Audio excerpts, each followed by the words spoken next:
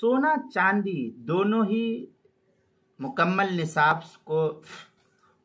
निसाब को ना पहुंचते हो, दोनों निसाब से कम हो, तो इसका क्या हुक्म है?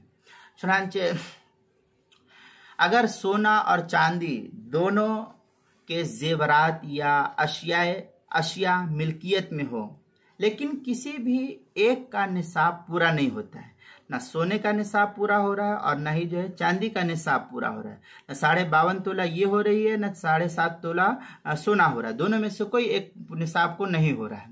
तो इस सूरत में एक का निसाब भी पूरा ना हो तो दोनों को मिलाकर के कीमत लगाई जाएगी। कुछ सोना है और कुछ चांदी है, तो अब दोनों को मिला लिया जाए और दोनों की कीमत के एतबार से सोने की कीमत को चांदी की कीमत के बकदर ढाल दिया जाएगा।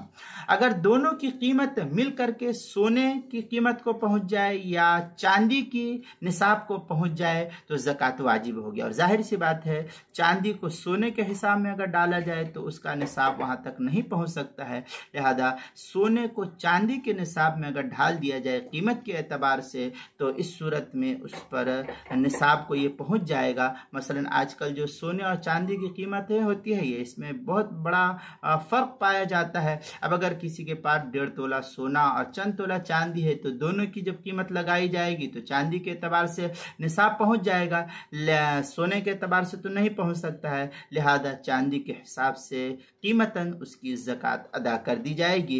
लिहाजा ज़कात इस सूरत में दोनों में से एक के निसाब को मुकम्मल करके फिर जो है ज़कात की अदायगी का वजूब होगा। फतावा शामी में है वज़ुम्मु ज़हबु इलल फ़िज़्ज़ा व अक्सुहु बिजामिअ समनिया कीमतन।